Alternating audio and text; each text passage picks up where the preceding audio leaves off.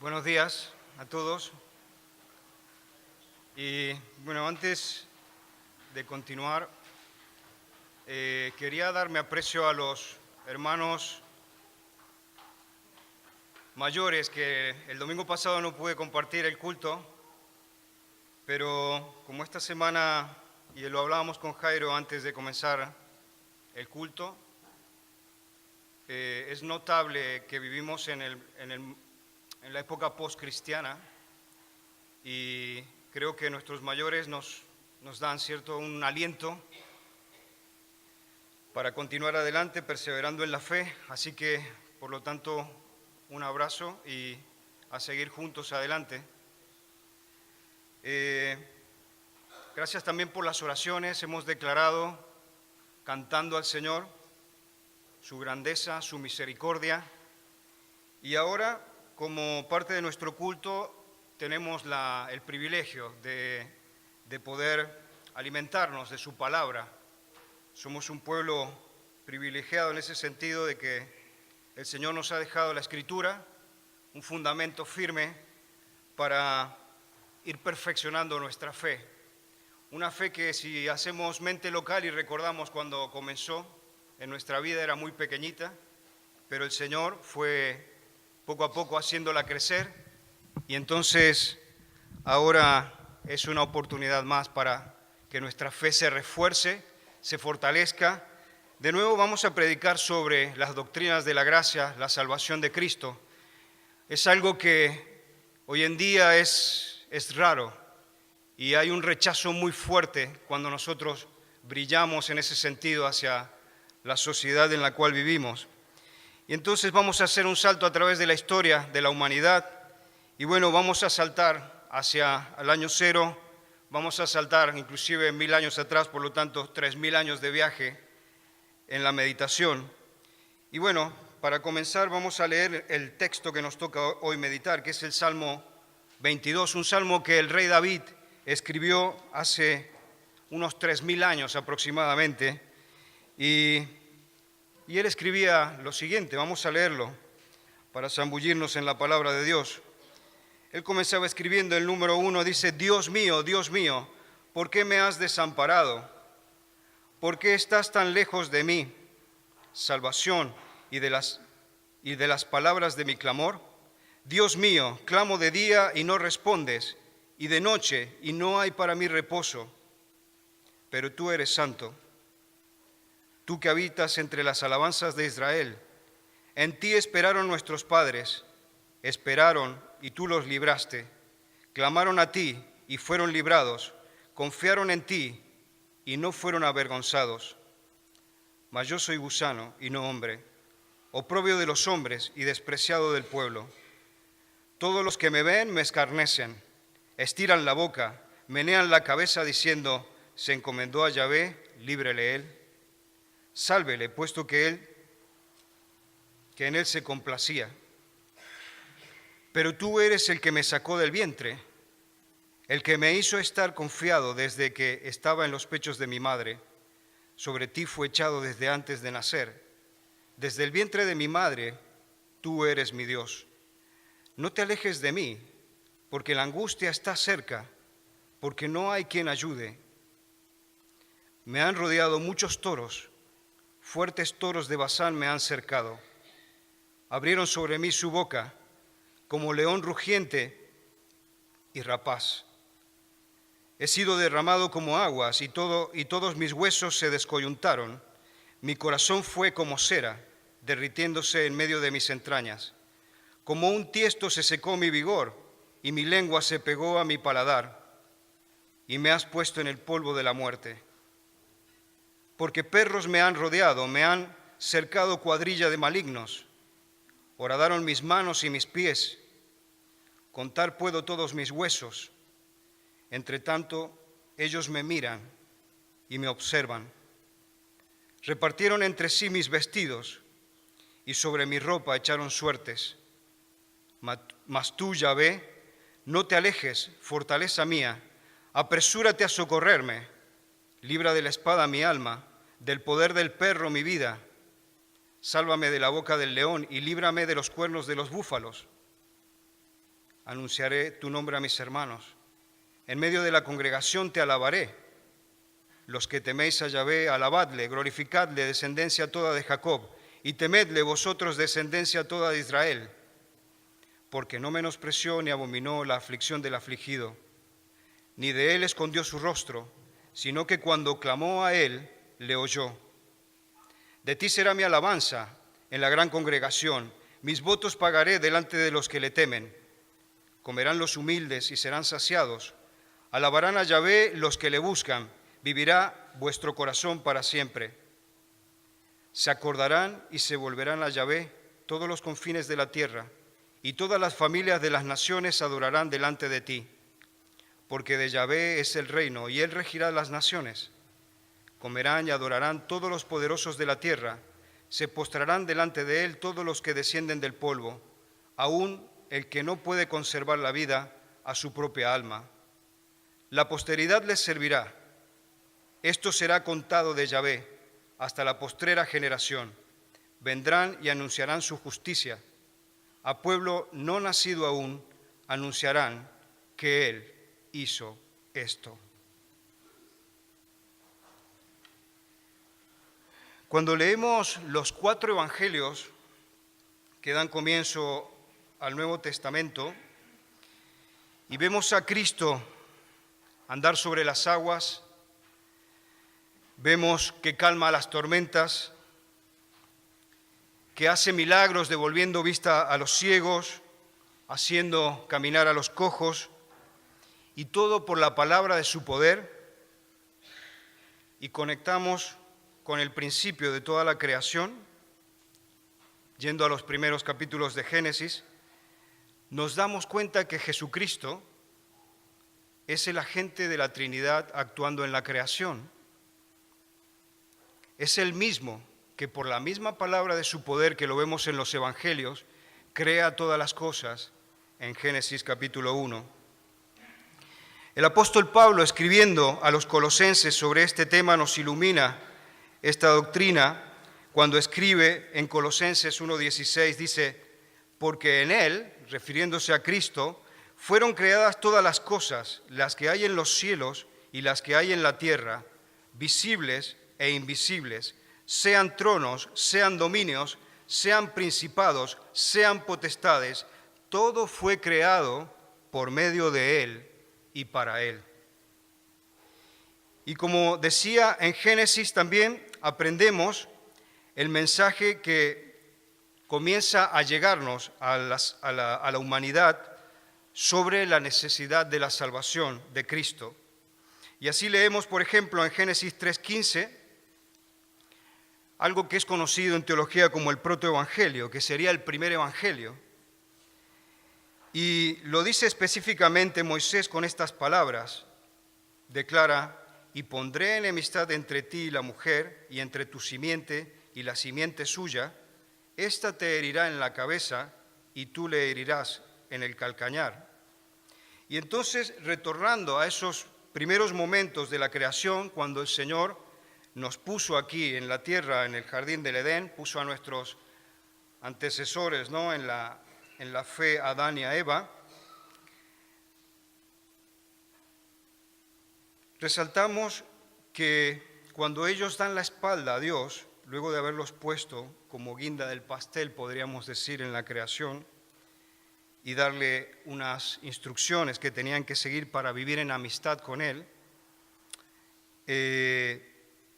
notamos que Dios no termina mal ante el rechazo que tienen Adán y Eva del orden que Dios les había establecido.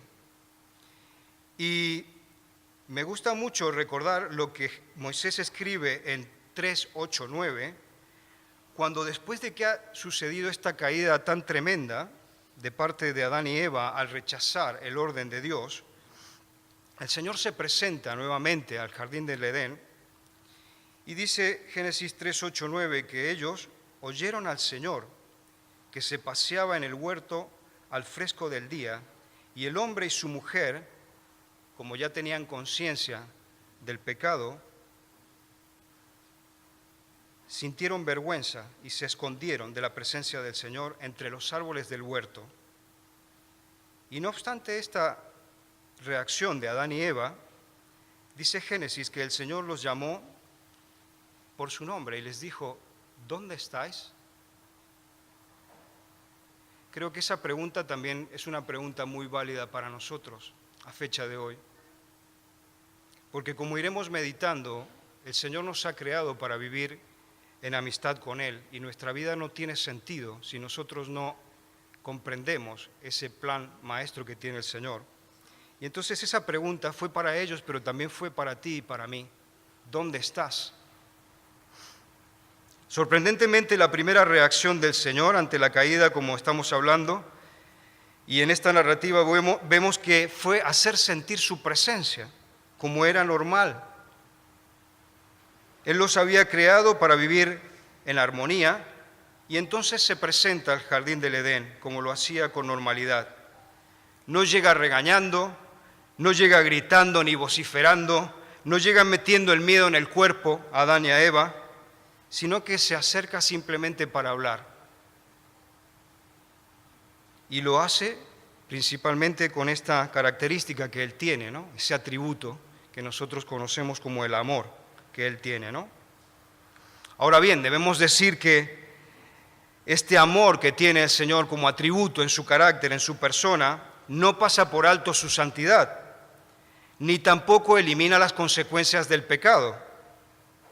Porque inmediatamente en los versículos posteriores Moisés escribe que Dios maldijo al hombre y maldijo la tierra. Y dijo: con el sudor de tu frente comerás todos los días, y que espina y abrojos produciría la tierra. Es decir, que a partir de allí la tierra ya no sería un lugar de descanso y reposo para la humanidad que había decaído. El Señor también, dice Moisés, que maldijo a la serpiente de una manera muy fuerte. Le dijo que reptaría y que comería el polvo durante toda su vida. Pero luego profetizó el fin y la derrota eterna del enemigo de Dios, de Satanás. Cuando, como leíamos antes, ¿no?, declara Génesis 3:15: y pondré enemistad entre tú y la mujer, y entre tu simiente y su simiente, y él te herirá en la cabeza, y tú lo herirás en el calcañar. Claramente Dios aquí está anunciando a Cristo, aquel nacido de mujer que, llamándolo simiente de ella, viene profetizado que será también un siervo sufriente, porque será herido también en este combate por la salvación de la humanidad. Pero esto para nosotros es grandioso, porque esa lucha y esa herida que el Señor Jesús, como vamos a ir viendo ahora, tiene que enfrentar en su pasión por nosotros, es la única manera que existe para salvarnos de la muerte y de la destrucción. Y entonces quedamos con este punto, ¿no?, de que hemos comenzado ya en Génesis con el anuncio de Cristo, este protoevangelio. Seguidamente vienen descritas a través de la Escritura y gradualmente distintas figuras de lo que sería la obra de Cristo, nuestro Salvador. Y así vemos, por ejemplo, en los primeros hijos de Adán y Eva, Abel presentando sacrificios. Pero antes de ir a Abel, me gusta no olvidar lo que el Señor hace con Adán y Eva, que dice que inmediatamente busca unos vestidos de pieles que les pone en señal de amor y protección. Pero eso ya está implicando sacrificio, porque algún animal tuvo que morir para brindar esta protección al ser humano. Y como decía, Abel también y Caín ofrecen sacrificio, y todos estos son figura de Cristo, de lo que Él tenía que hacer. Seguimos adelante en Génesis y me gusta recordar la vida de José, este rey de los sueños del que nos habla la Escritura. Este José que en un momento de su vida también tuvo que hacer un sacrificio. Fue separado de su familia durante unos 17 años, y no solamente fue separado, sino en qué condiciones fue separado. Traicionado por sus hermanos, vendido como un esclavo a Egipto. Figura de Jesús, de lo que Jesús tendría que hacer para salvar a la humanidad. Y cómo no recordar el sacrificio que ofreció a Abraham con Isaac, un inocente ofrecido en sacrificio. Y la serpiente de bronce, de la cual nos habla el libro de Números, que fue levantada en medio del desierto y que tenía que ser mirada por todos los israelitas para no perecer en el desierto. Y también las ofrendas de Levítico, son todos sinónimo del sacrificio que Jesús tendría que consumar en el resto de la historia. Y luego llegamos a los salmos y a los profetas, y cada vez la Escritura es más clara en lo que tiene que suceder para que se transforme toda esta catástrofe que ha entrado en la creación, para que se transforme en bien. Y tenemos profetas que muchísimos años antes comenzaron ya a profetizar de parte de Dios la venida de nuestro Mesías, el Señor Jesucristo. Y aquí llegamos entonces a nuestro Salmo 22 que hemos leído. Estamos 1000 años antes de que nazca el Señor Jesucristo. Y como iremos viendo, este salmo fue escrito por el rey David. Y él escribe pensando y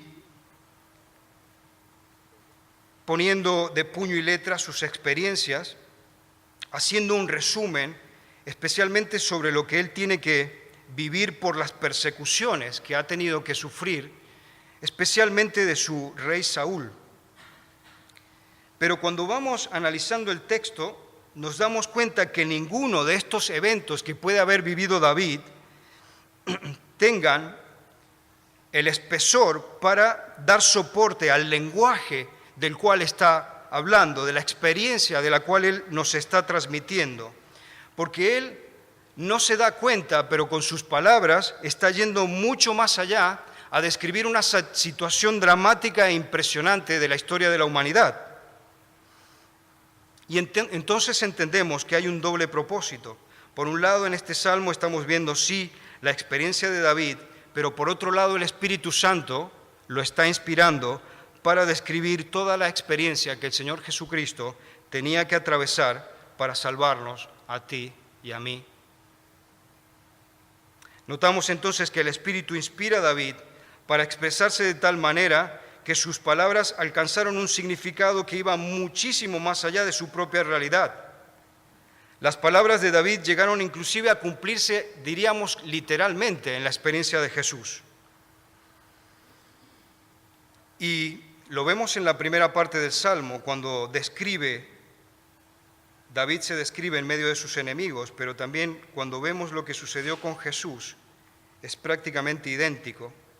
Y hay muchas más referencias directas y exactas de lo que tuvo que atravesar el Señor Jesucristo. Y creo que es muy impresionante, como decía, que esto fuera declarado, profetizado 1000 años antes de que sucediera. Y creo que es tan importante que el mismo Señor Jesús lo mencionó en un momento que estaba hablando con los discípulos y Lucas tomó nota en 24:44. Y entonces Jesús dijo: esto es lo que yo os decía cuando todavía estaba con vosotros, que era necesario que se cumpliera sobre mí todo lo que está escrito en la ley de Moisés, en los profetas y en los salmos. Cuando Cristo está en la cruz colgado, muriendo por ti y por mí, en el momento de agonía, Él declara el verso 1 del Salmo 22. Y creo que lo hace como para expresar tanto a ellos que estaban observando, como a nosotros que a esta fecha de hoy seguimos recordando ese evento. Quería expresar cómo se sentía. Creo que la pregunta que cabe para poder entender este punto es: ¿queréis saber cómo me siento en este momento, que estoy colgado aquí? Recordad a David lo que escribió en el Salmo 22. Y entonces el texto nos dirige la atención para entender el tipo de angustia y sufrimiento que, al igual que David, Jesús estaba sufriendo. no expresa aquí una falta de fe de parte de Jesús ni de David. Tampoco expresa una ruptura en una relación, en este caso de Jesús con el Padre, ¿no? Ni de David con Dios. Sino que podemos pensar por un momento en una ilustración, como nos dice a veces Manuel, y podemos pensar en un niño muy pequeño que va con sus padres y de pronto se pierde. Y creo que esto es lo que le está sucediendo a Jesús. Está en un momento dramático donde él, porque está asumiendo toda la maldición que el Señor en su justicia tenía que ejecutar para limpiar el pecado, está cayendo sobre él. Y esto implica separación de Jesús de su Padre, porque el Padre no puede estar en medio del pecado. Ahora, esto era totalmente necesario. Y en este sentido nos ilumina Pablo escribiendo de nuevo a los Gálatas 3:13, cuando dice a los Gálatas: Cristo nos redimió de la maldición de la ley, hecho por nosotros maldición, porque está escrito: maldito todo el que es colgado de un madero. Entonces, cada vez vamos entendiendo más que fue necesario que Jesús sea quitado de la presencia de su Padre para asumir sobre sí toda esa maldición que correspondía tanto a nosotros como seres humanos como a la creación. Siguen los versos del Salmo 22 y nos hablan del oprobio que siente el siervo sufriente. Dice: soy oprobio de los hombres, despreciado del pueblo. Pero en este sentido tenemos que entender que no está expresando una lástima por sí misma, o sea, no es un mensaje lastimero sobre sí, sino que más bien él está expresando una pena que siente especialmente por sus interlocutores, por aquellos que le están observando y que no entienden que Dios está controlando toda la situación. De hecho, Lucas nos vuelve a ayudar a comprender mejor esto cuando escribió de su puño y letra lo que Jesús dijo, ¿no? En capítulo 23, 28 y 34, Jesús está en medio de esa pasión que está atravesando y en un momento unas mujeres se acercan a él y están llorando y Jesús dice que se volvió a ellas y les dijo: hijas de Jerusalén, no lloréis por mí, sino llorad por vosotras mismas y por vuestros hijos. Y en el 34 Jesús decía nuevamente: Padre, perdónalos, porque no saben lo que hacen. Creo que tenemos que destacar también otro elemento del verso 9 de aquí del Salmo 22, donde notamos una fe sincera de parte de David. Dice: pero tú eres el que me sacó del vientre, el que me hizo estar confiado desde que estaba en los pechos de mi madre. Y pensaba en David, que desde niño recibió ese valor de la fe en Dios, un valor que poco a poco el Señor fue acrecentando en él. Y recordemos cuánto fue importante para él la fe. Recordemos las batallas que él tuvo que enfrentar. Recordemos cuando se enfrentó a Goliat. ¿Cuál fue el arma más importante que él tuvo para enfrentarse a ese mercenario? Su fe en Dios. Versos 11 en adelante comienza a hablarnos de una turba de malhechores que se acercan a David y en este caso a Jesús también, ¿no? Y vemos que el discurso del tono del Salmo va empeorando, se va dramatizando cada vez peor, ¿no? Y pasamos de la humillación moral que va describiendo a la descripción de una violencia física sangrienta, del dolor de un cuerpo atormentado, que fue lo que tuvo que experimentar Jesús. En el lenguaje del Salmo vemos que nos pinta a unos personajes que actúan como bestias, con insensibilidad, con irracionalidad, como animales. Describe a los personajes como toros fuertes, verso 12. También los describe como leones violentos que están devorando a su presa, verso 13. Y de la misma manera Jesús se tuvo que enfrentar a hombres de la misma calaña. Mateo 27, 22, 26, cuando está hablando Mateo del momento en que Poncio Pilato sale al estrado y presenta a los dos condenados, Barrabás y Jesús. Y la multitud pide que crucifiquen a Jesús, como esos toros de Basán, como esos leones que devoran a su presa. Otra pista importante para nuestra meditación esta mañana es que nos está pintando todo un cuadro de crucifixión, David. Y sin embargo, hablábamos recién también con Jairo, que este método de ejecución en la época de David era desconocido. Ellos no conocían la crucifixión como método de ejecución porque ellos estaban acostumbrados a la lapidación. Y sin embargo aquí nos habla, en verso 16, por ejemplo, nos dice,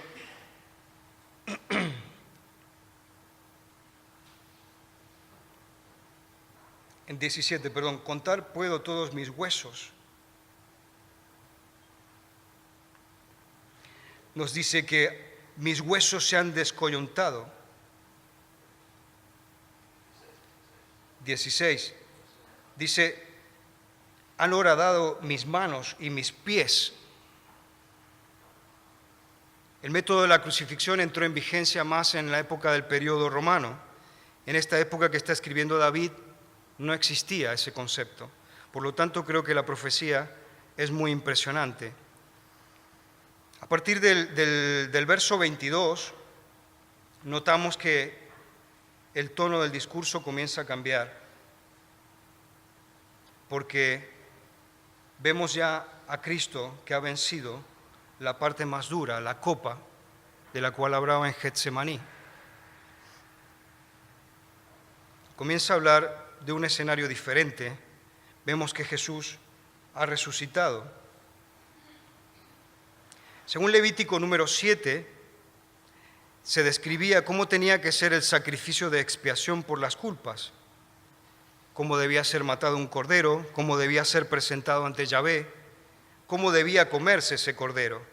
Y cuando la persona recibía una bendición, esta debía ser compartida públicamente, con familia, con amigos, y a la vez en esa comida había que expresar cómo el Señor te había bendecido.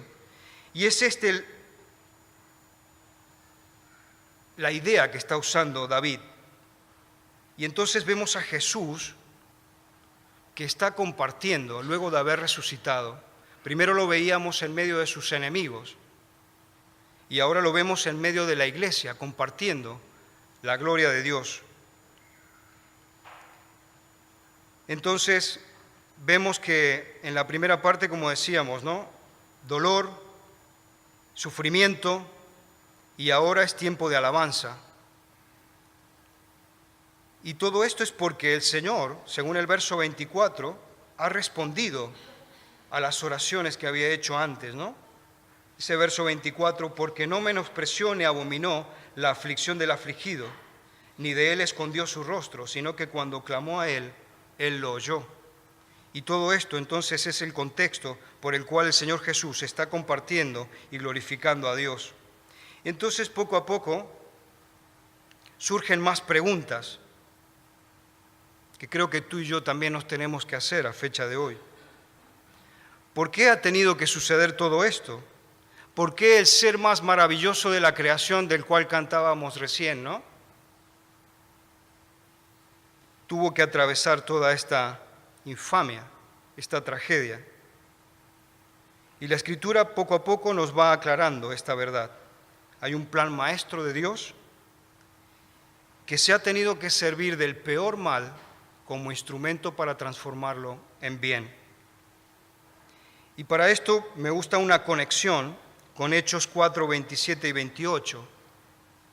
Me gusta esta conexión porque es súper clara. Dice en este texto el autor de Hechos, dice, porque en verdad en esta ciudad se unieron tanto Herodes como Poncio Pilato juntamente con los gentiles y los pueblos de Israel, contra tu santo siervo Jesús, a quien tú ungiste. Pero el verso 28 dice, para hacer cuanto tu mano y tu propósito habían predestinado que sucediera. Mucha gente se pregunta, ¿no? O inclusive no es consciente de que era totalmente necesario este sacrificio de Jesús. Y lo más profundo que podemos ir captando de esta meditación y entender es que los sufrimientos padecidos por Cristo, un poco conectando de nuevo con la experiencia de José que hablábamos en Génesis, ha sucedido como el mismo José declaró a sus hermanos cuando se reencuentran, es que Dios usó toda ese drama para transformar el mal en bien. Génesis 50:15, dice José a sus hermanos, vosotros pensasteis mal contra mí, mas Dios lo encaminó a bien. Creo que es muy importante que meditemos sobre este hecho de que la Escritura no nos da explicaciones sobre el origen del mal, sino como que la Escritura se centra más en cómo Dios transforma ese mal en bien. El mal nos circunda tanto desde el externo como desde nuestro mismo corazón, pero el Señor no para y continúa a transformar permanentemente ese mal en bien. Y el punto clave para esa transformación del mal al bien es lo que ha hecho Jesús. Creo que es muy importante también una conexión a Deuteronomio, que nos da mucha paz en este sentido. Y Deuteronomio 29:28 dice, únicamente al Señor nuestro Dios conciernen las cosas ocultas. Como decía antes, ¿no? A veces el mal nos abruma, tanto externo que nos agobia, como inclusive interno, porque nuestro corazón, como dice Jeremías, es malvado, engañoso. Pero el Señor sigue trabajando, no para, es constante, y Jesús ya hizo lo que tenía que hacer para salvarnos. Entonces los latigazos sobre la espalda de Cristo, la corona de espinas que tuvo que llevar, los escupitajos que le lanzaron sobre la cara y su rostro, los clavos que le clavaron en las manos y en los pies, la lanza que entró en su costado por tu pecado y el mío, fueron necesarios. Pero todo estaba predestinado para destruir el mal y el pecado, como declara Hechos 4:27 y 28. Y el verso 31 del Salmo 22 nos dice que todo esto tiene que ser anunciado. Vendrán y anunciarán su justicia a pueblo no nacido aún. Anunciarán que Él hizo esto. 1000 años antes de Cristo ya se estaba hablando de la predicación.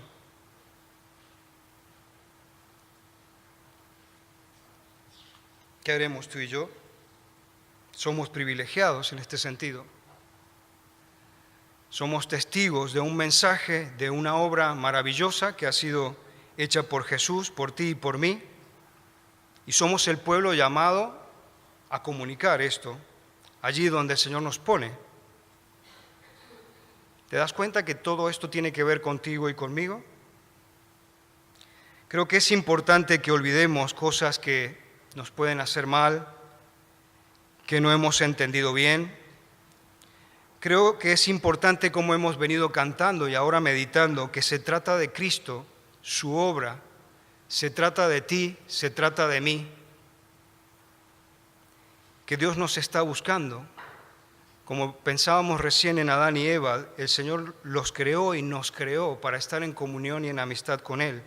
Y Él no para de buscarnos y da pasos y viene a nuestro encuentro y ha dado hasta el paso más trascendental, enviar a Jesús cuando todo estaba tan decaído y mal.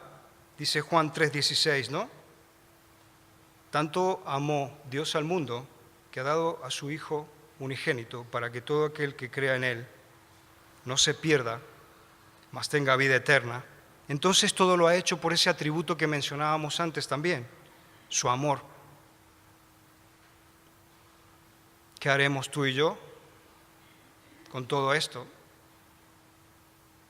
Si llevas mucho tiempo en el camino cristiano, si eres un discípulo de Jesús, la respuesta es la misma que si no has dado todavía pasos para ser un discípulo de Jesús. El tema es creer. Creer que Cristo ha hecho todo esto por ti y por mí, y que lo ha hecho por amor. Ahora, ¿cuál será tu reacción? Creo que hay 4 opciones. Despreciarla, no creerla, que es muy normal. Esta semana me pasó, hablando con compañeros de trabajo, ofrecer el testimonio, despreciarlo y rechazarlo, es una opción. Otra opción puede ser trabajar y tratar de pagar el favor que ha hecho Cristo por ti. Pero creo que no son las más adecuadas. Creo que la más importante y la que nos sugiere la Escritura es aceptarla, agradecerla y disfrutarla. Y espero que tu reacción sea esta última, aceptar que Jesús hizo todo esto que David escribió 1000 años antes de que viniera Jesús, que lo ha hecho por ti, porque te ama con mucha pasión, y porque también creo que es la única que inclusive tú y yo aceptaríamos cuando le damos algo valioso a alguien. Si tú tienes algo de mucho valor y se lo das a alguien, ¿qué esperas que haga? Que lo acepte, ¿no? Y eso es lo que espera Dios de nuestra parte. Por lo tanto, ahora vamos a orar